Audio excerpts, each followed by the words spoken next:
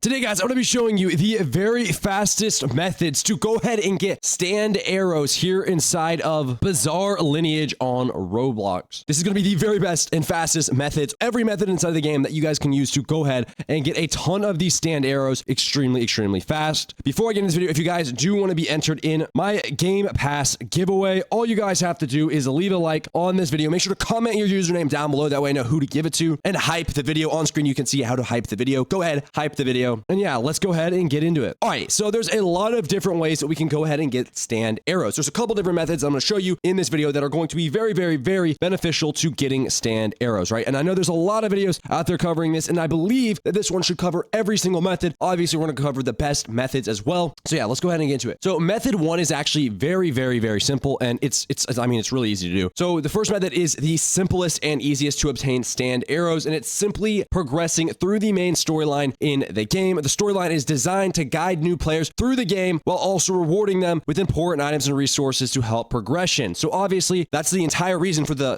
storyline right here, is to kind of help players progress and get through the game. Obviously, make money and all of that good stuff, but also give you stand arrows. A lot of people overlook this, which is kind of crazy. So as you complete story missions, you will receive multiple different rewards, including stand arrows, experience points, and accessories, and most importantly, chests, right? Chests are extremely valuable because they can contain additional stand arrows on top of other useful items. So this means by simply following the story, you are not only progressing through the game, but you are also increasing your chances of obtaining multiple stand arrows. All right, so overpowered to begin with. Now the storyline is especially helpful for new players, obviously, if you haven't been playing the game a lot, because there are a bunch of free guaranteed rewards. So the storyline is very good. In addition to stand arrows, it's also going to help you get XP, which allows you to unlock abilities, become stronger, and progress even faster in the game. All right, so let's go ahead and get into the next method to going ahead and obtaining a bunch of stand arrows. Now, this next method is a little more time consuming, but you can kind of do it while you're doing the storyline, because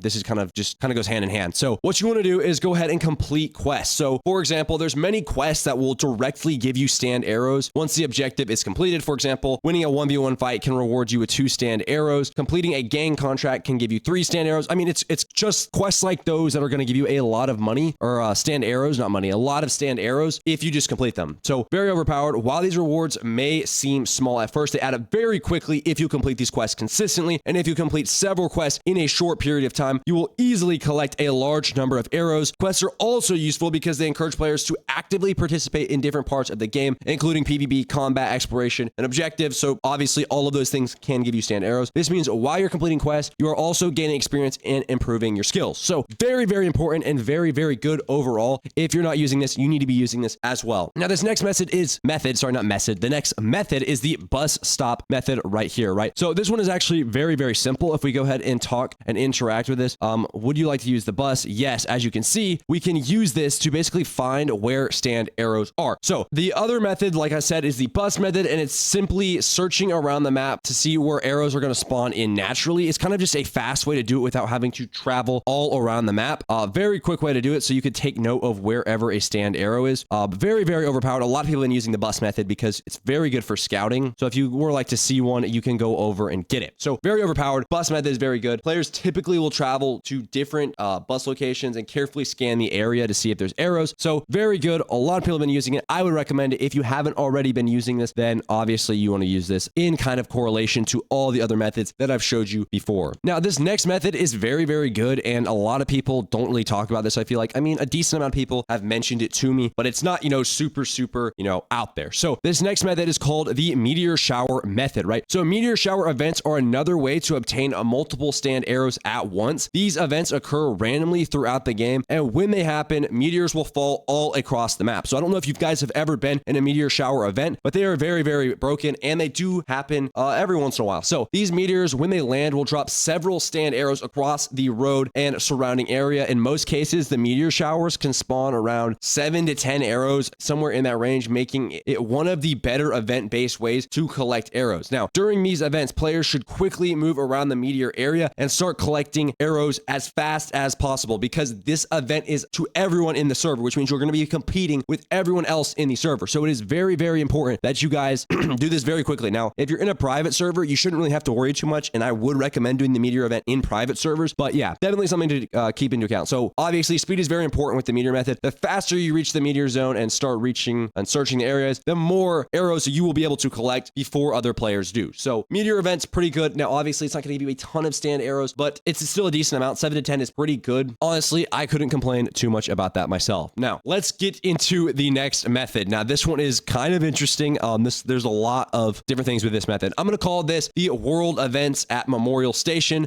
This is going to be the next method. Now, world events are special activities that will occur at the Memorial Station. These events provide players with challenges that reward them with valuable loot and chests once completed. So there's basically two main world events that will commonly occur that you need to keep the lookout for if you're trying to specifically get these stand arrows. And the very first one is going to be the Graveyard Uprising. Graveyard Uprising is very great for this. This is basically an event where players are teleported to an area where they must defeat a large number of zombies within a limited number of time. The goal is to eliminate the zombies quickly before the other players will finish first. So basically you want to try to finish first. That's your goal. Completing this event awards players with chests and other loot that may contain sand arrows. I keep saying stand arrows. Now, the next one inside of these world events at Memorial Station is going to be the Team Deathmatch. This event places players in two teams that compete against each other in a PvP battle. And the objective is pretty simple. You just try to win the match. Players who perform well in this event or are on the winning team can receive rewards such as chests and other valuable items. While these events can be challenging for players who are not really that strong in PvP, they can still be extremely rewarding because the chests obviously have stand arrows in them. So very overpowered if you're trying to get stand arrows and also kind of trying to grind different events and just get a bunch of loot overall. Now we have saved the best method, in my opinion, for last. This is the method that I would recommend using. This is the method that a lot of people have been recommending using, which is going to be the farming raids method. Now this is the best and most reliable method for obtaining stand arrows and farming raids and all that. So we're going to specifically talk about a bunch of different raids that I would recommend, what they kind of give you, and obviously just everything that you need to know about that. So when you start the raid, which we're specifically talking about the Abdul raid, I believe that's how you say it, the Abdul raid. When you start the raid, you will be teleported into a boss fight where you must defeat Muhammad Abdul. The boss has a relatively low health, so it's not too hard to fight and you can beat it fairly quickly. And it's pretty easy for most new players, such as myself. Chests have a chance of giving you stand arrows, but the most important part is the raid shop. Using tokens from the raid, you can literally purchase stand arrows directly. You can just buy them. You don't have to do, all of this crazy grinding. You can literally just do them from raids. So 3 stand arrows, I don't know if this is exactly correct, but 3 stand arrows can usually be purchased for around 12 raid tokens, which is not bad at all. Because raids can be completed repeatedly, this is going to allow you to consistently farm tokens and buy arrows whenever you want, which is obviously, what you're here for, is to get as many as possible. So another advantage of raids is that they reset every hour, meaning that players can return regularly to farm more and more rewards, which again is just great. Now, for players that are looking to farm kind of a large number of stand arrows quickly, raids are the most effective and reliable strategy in the game. Obviously, you need to be kind of a high enough rank though, where you can easily farm those raids, and it's just coming down to you literally just sitting there and farming them. Now, if you don't know what you use stand arrows for, once you've collected a large number of stand arrows, you can